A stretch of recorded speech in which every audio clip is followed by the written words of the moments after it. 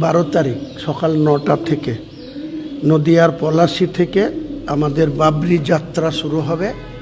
100টা 4 wheeler গাড়ি নিয়ে, প্রত্যেকটা গাড়িতে 5 জন করে প্যাসেঞ্জার থাকবে, 1 জন করে ড্রাইভার। তো এই 600 জনের যে যাত্রা, বাবরি যাত্রা, সেটা পলাশী থেকে শুরু হবে ঠিক 12 তারিখ সকাল 9টায়। আমরা যেখানে যেখানে জনবসতি থাকবে, দোকান থাকবে, মার্কেট থাকবে, টাউনশিপ থাকবে, সেসব জায়গায় হাঁটব বাবরি যাত্রাতে।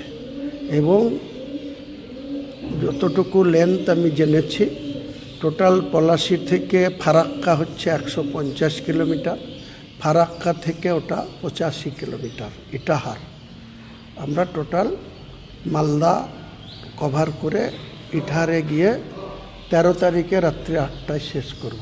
তাই আমরা 12 তারিখে যে আনুষ্ঠানিকভাবে বাবরি মসজিদের কাজ শুরু করছি, এবং সেটার জন্য দেশের মানুষকে, ইন্ডিয়ার মানুষকে জানানোর জন্য একটা বাবরি যাত্রা 265 কিলোমিটার।